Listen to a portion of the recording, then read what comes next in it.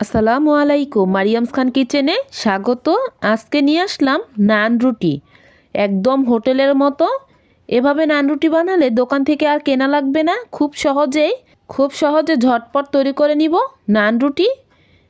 তো ভিডিওটা স্কিপ না করে পুরোটা দেখার অনুরোধ রইল। তাওয়াতেই তৈরি করে নিব নান রুটি। দেখলেই বুঝতে পারবেন যে কেউ এটা বানাতে পারবে খুব সহজেই, একদম দোকানের মতো হবে খেতে। তো কথা আর বাড়াবো না, চলে যাব মূল উপকরণে। এখানে আমি ছোট সাইজের 2টা কলা নিয়েছি, ছুলে নিলাম। আপনারা চাইলে বড় কলা থাকলে একটি নিতে পারেন। তা হাত দিয়ে ডোলে ভালোভাবে মথে নিচ্ছি, একদম নরম করে মথে নিতে হবে।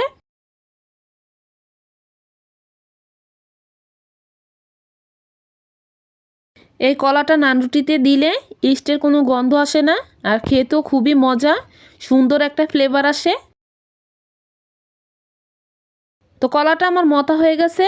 এর ভিতর দিয়ে দিব আমি ময়দা 3.5 কাপ। আপনারা চাইলে বাড়িয়ে কমিয়েও নিতে পারেন।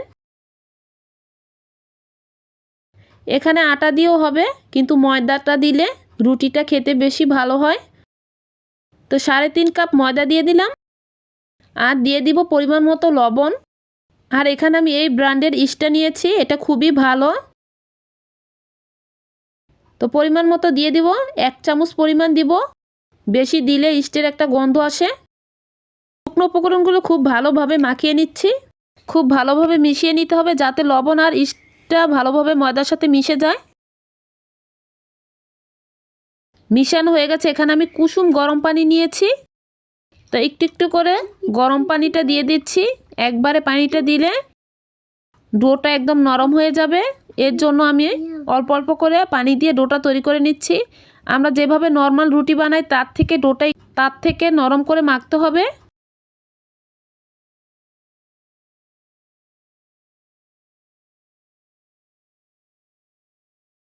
ভিডিওটা বেশি স্কিপ করিনি আমি, স্কিপ করলে বুঝতে পারবেন না।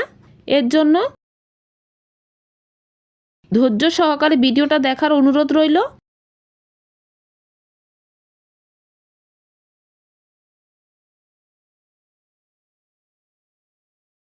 এখানে কিন্তু আমি কোনো তেল বা বাটার ব্যবহার করিনি।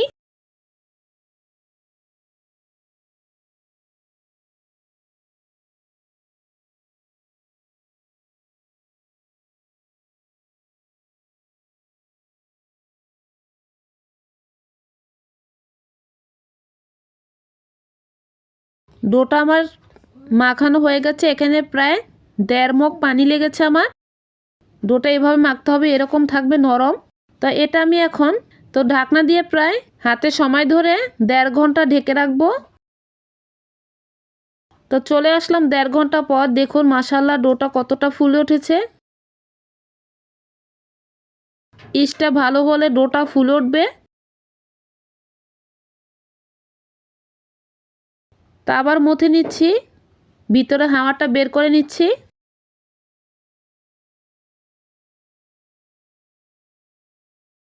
বড় থালায় ঢেলে নিয়েছি,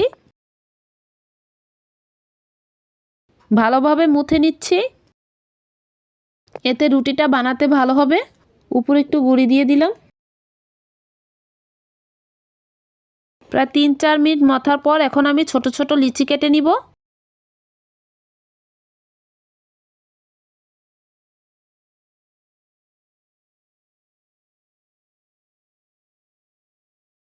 যেরকম বানাতে চাইবেন সেরকম সাইজের লিচি কেটে নেবেন।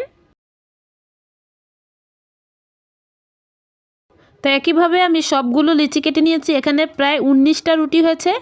তো ঢাকনা দিয়ে ঢেকে দিব। ঢাকনা দিয়ে ঢাকলে ড্রাই হবে না। তো চলে আসলাম রুটি বানানোর জন্য। একটা রুটি আমি বানিয়ে দেখাচ্ছি। গুঁড়ি নিয়েছি হালকা বেলুন দিয়ে। রুটি তো আমরা সবাই কম বেশি বানাতে পারি, একটু খেয়াল করলেই বুঝতে পারবেন। রুটিটা আমি লম্বা করে বানাবো, আপনারা চাইলে গোল করেও বানাতে পারেন। তো রুটিটা আমার বানানো হয়ে গেছে, এরকম ভারী হবে দেখেই বুঝতে পারছেন। তা এখানে আমি উপরে লবণ পানি দিয়ে দিচ্ছি। তা এখানে রুটির কড়াইটা আমি উপর করে নিয়েছি, 2-3 মিনিট গরম করে নিয়েছি, তার উপরে দিয়ে দিলাম। দেখুন কতটা ফুলে উঠেছে। এবার উপর করে ভেজে নিচ্ছি। দেখুন মাশাআল্লাহ একদম দোকানের মতো রুটিটা হয়েছে। দেখুন উপর নিচটাও আমার একদম পড়েনি, খুব সুন্দরভাবে হয়েছে। তা একইভাবে আমি আরেকটা রুটি ভেজে নিব। এই কড়াইটা আমাদের সবার ঘরেই থাকে।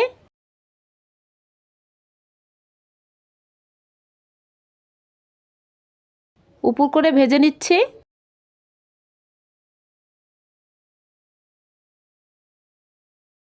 দেখুন মাশাআল্লাহ দ্বিতীয় রুটিটা আমার খুব সুন্দর হয়েছে। তা একে একে আমি সব রুটিগুলো ভেজে নিয়েছি। একটা রুটি ছিঁড়ে দেখাচ্ছি। এটা গরম গরম খেতে খুবই মজা। এটা যে কোনো তরকারির সাথে খেতে পারবেন। এখানে আমি গ্রিল বানিয়েছি, গ্রিলের ভিডিওটা খুব শীঘ্রই আসবে। দেখুন রুটিটা আমার একদম সফট, কতটা সুন্দর হয়েছে।